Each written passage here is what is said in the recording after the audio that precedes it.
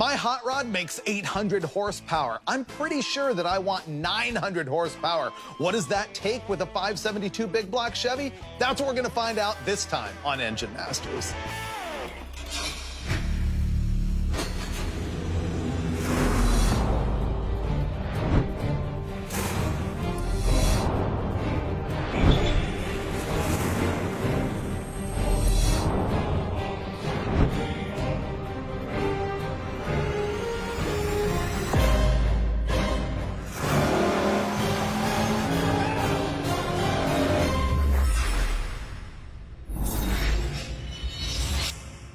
Here's another episode about personal goals. This is the 572 cubic inch big block Chevy out of my 1931 Ford Model A hot rod, known as the F-Rod. If you watch Roadkill Garage on Motor Trend, you've seen the buildup of this car. My buddy Sam built the entire chassis on this thing. I threw the engine together, and on episodes of Roadkill Garage, Dulcich and I did all of the details, and we took it to the quarter mile, and that junk went 888 at 149 miles an hour. Now, the problem is we took it up to altitude at Tucson, and it would only run like 910, which, as you know, is embarrassing. We gotta go 8s every single time. So what I'm thinking is that I need to make more power. I think I can reach my goal with 900 horsepower. So here's what we're gonna do. We're gonna take this engine, which right now is directly out of the car, and we're gonna dyno test it as a baseline. And then I'm gonna do as little as I can to tune it up to get to that 900 horsepower number. Let me tell you about what the combination of this is right now. First of all, the short block is a GM crate motor 572 big block. I assembled this short block myself, or refreshed it, and at the Bonneville Salt Flats ran 261 miles an hour with it in a Camaro on a little shot of nitrous. So the short block is the same as it was then, but I did change up some things in order to put it in the F-Rod. Most importantly, it now has Airflow Research CNC ported 335cc heads on it. Also, for the look, I had to have a tunnel ram. This is a unit from Profiler. Up top, we have two Holley old school classic gold 1050 CFM Dominators on it. You gotta have the gold for the old school look. This engine still has about 11.8 to 1 compression because it's got a thick head gasket on it. Now, the camshaft you saw in a prior episode of Engine Masters. We did an episode where we compared a 4-7 swap firing order to a regular firing order, and that camshaft with the 4-7 swap is still in it. It's a solid roller from Comp Cams, and here are the specs. It's 269 duration at 50 on the intake, 277 on the exhaust. The lift on both lobes is 767 thousandths of an inch, and it's on a 113-degree lobe separation angle. So that's my combo. I'm gonna sit down with the Steves right now because Steve Brule is like the big block Chevy brain. And Steve Dulcich agrees with me that the big block is the best platform for just bolting on power and making huge numbers. And that's what I gotta do by the end of the episode. 900 is the goal. Am I gonna hit it? Find out. Here's the thing I was just thinking about. We need to bring back the term rat motor. Where did that go, right? I don't know. That was good, though. Yeah, that doesn't exist anymore. How many cars were named something rat or something Pack mouse? Rat and, rug rat. I never even knew it was gone. It is. You don't see that anymore. Nobody says rat motor. Drag boats, Panic Rat. Then there was a small block powered boat called Panic Mouse. But you haven't heard it lately, right? No, we should bring it back. So here's the deal. A big block Chevy is a rat motor. Do you know why? Why? Because a small block Chevy is a mouse motor. Yeah. Why is a small block Chevy a mouse motor? Because of Hemi's an elephant? And the elephant is only afraid of a mouse, Yes. right? Yes. True story. Anyway, we got our rat motor on the dyno, so let me begin with some excuses. We dyno tested this engine before with a single 4-barrel on our 4.7 cam swap episode. It made 800 horsepower. Dulcich and I put this thing together and put it in my Model A. These carburetors are straight out of the box, and we have done basically no tuning on it at all. So when we run it and it's really fat and the timing's way off, That's my excuse. Production deadlines. We got it done. We went to the track. We have not refined it. We did run an 8-second time anyway. It did. So that air-fuel ratio meter we keep telling everyone that they need to put in their toolbox, you don't have? No. Exactly. So I say fire it up. Let's find out how hideous it is. I'd like to do some just basic testing on it, and I want to leak down and then get it out of here and fluff it up. Let's go find out what this thing does. Run it. Here comes the baseline on the 572, fresh out of the F-Rod.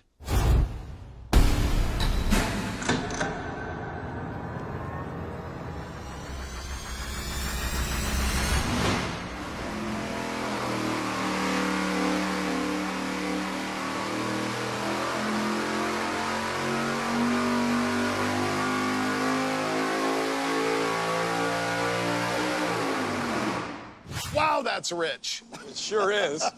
We're just running for tune-up right now, but let me give you the power numbers because I know that's what everybody wants to know. Straight out of the car, this thing is making 684.6 pound-feet of torque at 5,700 RPM, and up at 7,000, we made 818.9 horsepower.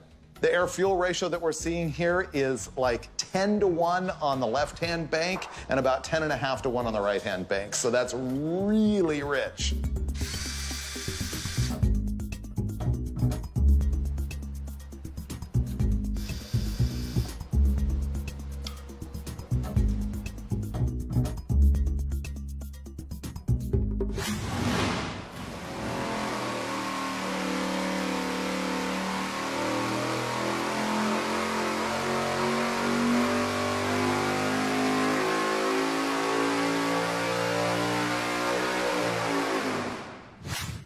That was cool. Yeah, that was really good.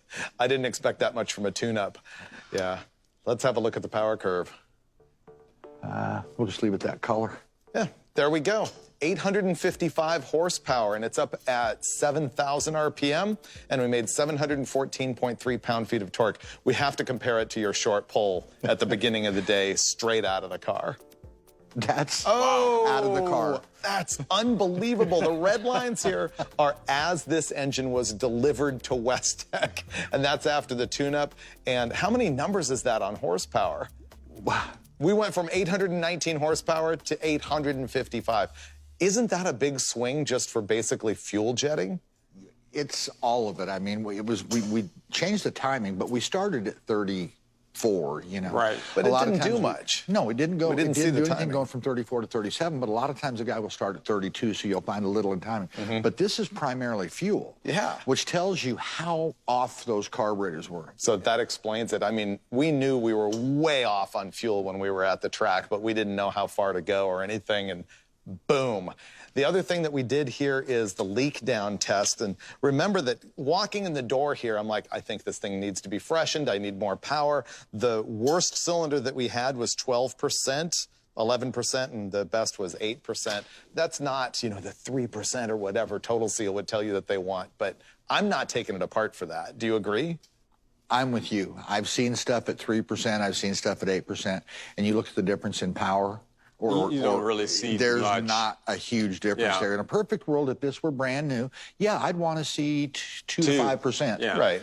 This isn't brand new, but I'll bet if it had the leakage that you're talking about, the performance gain or power difference is not going to be that great. Yeah, it really isn't. And the other thing I'm looking at is that our oil pressure curve is rock steady. It starts at 83 and goes up to 89. We don't have a windage problem and everything. Yeah. I don't think we have a bearing problem. So my general conclusion on all of that is that I'm not going to spend the time or money to take the short block apart and go through it again. Unless you have to address it for some other reasons. Like? Valve to piston clearance. Okay, that could be a thing if we decide to put a bigger camshaft in it. I'll have to explore that for sure. But that brings up the point, what do I do from here in order to make a little bit more power? I mean, we're at 855. What makes this thing solidly go 8s every single time? First of all, well, there's a couple things that I see here. First of all, we just picked up a ton of power. Second of all, we can't rev this thing. We've been shifting it at 7,000 RPM, and it really wants a 7,500 RPM shift point, or maybe even a hair more. And so I probably want to put shaft rockers on it so we can buzz it up there. Well, here's kind of what I see is it's a stainless steel valve. When I talk to guys, I normally say, look, you can't rev this thing past 75, maybe 7,600 with a stainless valve. You've got to, I really thought this thing was going to peak at 6,600. It's peaking at 7 or 7,200. It's flat up here. Right. How much higher can you rev it? So how much more cam do you need, really? Well, and that's the thing. Do I need to put a bigger camshaft in it? I would prefer not to, just for maintenance, reliability. Here's the thing is maybe it makes a little more at 7,700, but if you can't rev it to 8,000 because it's got stainless valves in it, and that may be an option as a camshaft and some tie intakes. Yeah. Maybe that's the combination. If I were approaching this, the first thing I'd be doing is checking valve to piston clearance so I knew where I was now, and then that would give me a little better idea of where I could go. With the Some of cam. the things we talk about with valve weights and stuff, maybe it's worth that investment of camshaft and tie intakes just so you can rev it to 8,000 and some shaft rockers. It's either got to be torque or engine speed, one of the two. That's where it's going to come from. Or airflow. And I'm thinking port the intake manifold. Well, and that would be the Yeah. torque. You know, that's going to help. Yeah. So, What's your view? I'm kind of with you. I mean, you're compressed against what the RPM capabilities are of the whole engine, so and you don't know how much bigger you can go on the cam. Because I asked you earlier about know. V to P, and I know. Valve to piston clearance is the problem with putting a bigger cam in the thing. yeah, and you go bigger on the cam, and you're going to be 7,500, like Steve was saying. So, Well, and I think that gets me there. If I can shift this thing at 75 or 76, and if I can make this power, and if I can nudge it up to, 865 or something. that'll help you then- shift the recovery on the drag strip. Yeah. you were by here at bunch. 7,000, you're dropping back over here to what, let's say 700 below. You're dropping back to 791 horsepower. If you're up here, you're dropping back to 830, or Right. you're staying in that fat meat part of the curb. Honestly, that's 35 horsepower. And staying in that area a little longer, that might be enough for you to just kind of swing the bat from right there and stay in the eights. So now I'm going to noodle over all of that, and I'm sure call Brulé and Dulcich about another dozen times and figure it out, and we'll make those changes and come back for the second half of Engine Masters and see how much I improved it. It is many months later now since the last time I sat with the Steves and dyno tested this thing, and it has been like a comedy of errors. Let me tell you the whole program that I've gone through here. When I first walked away from the last time we dyno tested this thing, I had a plan in mind. I was like, I want to see how much power we can make with minimal changes. I wanted to port the intake manifold, add titanium valves, and run the thing to higher RPM and see what we could do. It didn't work out that way. I'm going to tell you what happened top to bottom. First of all, we did send the intake manifold to Tim Martindale, who ported the thing for me. He port matched the window to the cylinder head and then tapered it on up. It looks like it's a really nice job. Next, I went to install titanium valves, which, by the way, are available virtually nowhere these days. And we also put in in-canal exhaust. Also, Steve Brulé really wanted me to go to a shaft rocker system. See, a stock big block Chevy uses a stud, and the rocker arm goes on the stud and pivots like this. The problem is the stud can deflect and turn into valve train problems. A shaft rocker uses sort of a metal base that bolts down to the cylinder head, and then the rocker arm has a shaft that goes through it, which is what it pivots on. It's just way more stable. So what I got is a Jessel Sportsman series. Thing is, when we took off the cylinder heads to do the valve job, we all noticed that every single piston had been kissed by an exhaust valve, just a little bit. And we all stood around and said to each other, how does that happen with such a small camshaft that was in the thing? You remember it was 269 at 50. But instead of researching it, I instead sent the engine out to Bostic Racing Engines in Yuma, Arizona, and I'm like, dude, you've got the fixture. I need to fly cut all of these pistons. And so it went out there and he fly cut it. And while he was there, he realized that he could shake the piston rings off the pistons because I had run it on the nitrous oxide for so long at Bonneville at such a high temperature that all the ring tension was gone. So we needed rings. Now, during all of that, Bostic discovered another problem. I had a piston that was soft. You could see on the dome by putting a ruler across it that the top of the piston was actually concave. All we can guess is that I had a little bit of a lean hole at Bonneville, and standing on the thing on the nitrous for nearly a minute just melted the top a little bit. Now, the good news is that it was a piston that was made out of a material that's called 2618. They're a little bit softer than the forged pistons made out of 4032, and so it will melt and deflect instead of breaking, and that's the good news. The bad news is I needed one new piston, and trust me, pistons are impossible to find at the time that I was doing all of this. Bostic was able to find one in Detroit, one replacement piston for a 572. We bought it for $300 and stabbed it back in the engine. While he was there, he also redid the sort of factory production line balance job on the bottom end and got it perfect. Then he went to wrap up the camshaft and everything, and he calls me. He's like, dude, is there something I don't know about why you've got 9 degrees of retard in the camshaft? And I'm like, no, I don't know what you're talking about. He starts thrashing with it. It takes him a full day. Finally, he changes the timing chain gear and realizes that it was manufactured wrong, and the cam timing was way out of whack as a result. So now we've got that completely dialed in. Also, as far as compression ratio goes, I used to have a 52 thousandths head gasket on the thing, and now it's only 30 thousandths. And so it basically makes up for what he ground out of the pistons for no reason to make more exhaust clearance that we didn't need. And it also bumps it up a little bit more. The engine now has 12.5-to-1 compression.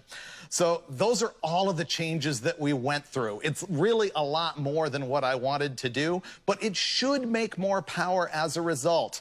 We're gonna go hang it on the dyno in its new tuned-up version, and man, I'm crossing my fingers that it makes more power, because if it doesn't, I'm never doing this show again. Come on.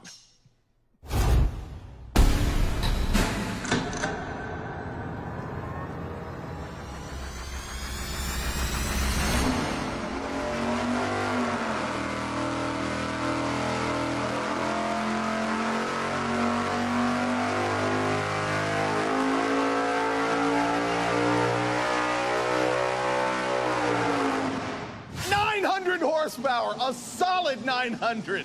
Wham! Yeah, that was great. Yes. Look at the power. Here's our new peaks, 781 pound-feet of torque. And up top, 914 horsepower at 7,400 RPM. That's amazing for this tiny camshaft. Not just a tiny camshaft, but what impresses me is that it can make this kind of power, and it's only slightly over 12-to-1. It's not the typical 14.5-to-1, 572 super gassy kind of motor. Man, stunning. It's impressive, Freiberger. Let's compare it to our old combination, though. We gotta see that. Are you ready? No way! Wow. Wow, that's incredible. In case you hadn't figured it out, the black lines are our new combination, the red lines are our old combination. That is whopping, but not quite good enough. So we're gonna go install that giant camshaft, and I'll give you all the specs once we get in the dyno cell and start tearing it apart.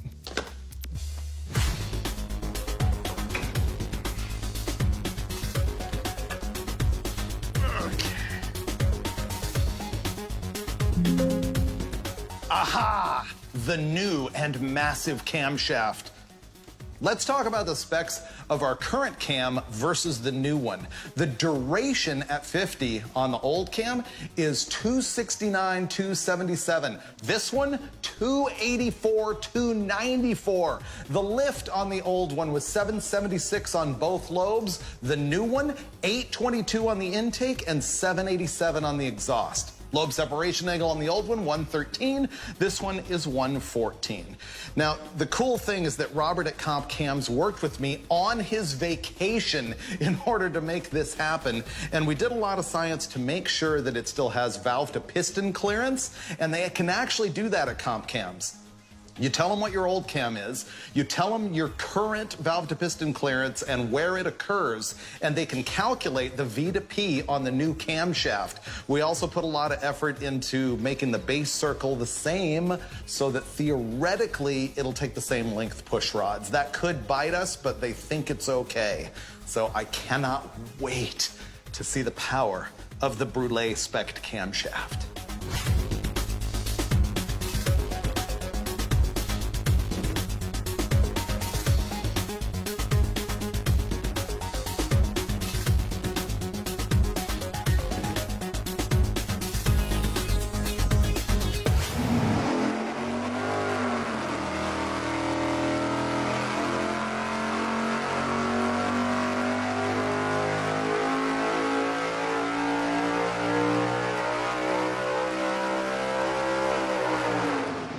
Final conclusions. Way more win than I ever even dreamed of.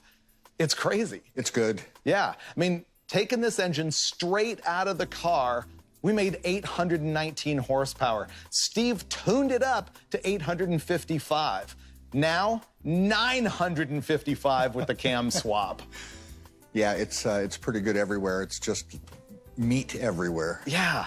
And also, the higher RPM is going to help the car go faster. Certainly, it helps carry. Yeah. The little cam wasn't bad before we changed it. That was impressive, too, to make 900 horsepower with that dinky cam. Not bad until we saw this one. Yeah, exactly. So it's all good.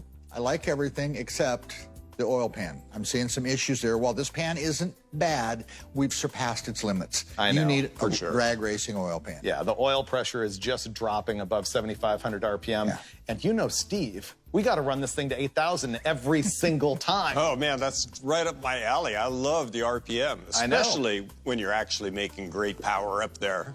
Horsepower, RPM, reliability. It's kind of what we do every single time, minus the reliability on the show we call Engine Masters.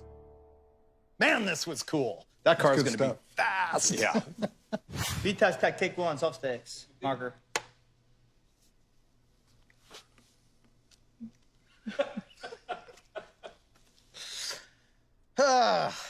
Now, it is 9 months later since the last time we tested this thing. I've been through so much, I've spent so much money, and I'm even fatter. Let me tell you all about this debacle.